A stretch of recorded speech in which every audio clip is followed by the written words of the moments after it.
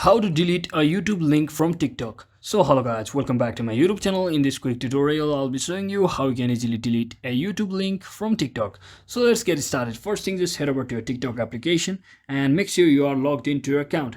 As you can see, I've already logged into my account. So now all you have to do is just click on your profile icon at the bottom right corner, and from over here you can see I've already linked my YouTube account in the right below the bio section. So now just tap on this edit profile option. So once you're inside here, you can see there's an option called links. So just tap on this. So once you're inside here, you can see the YouTube which is being merged.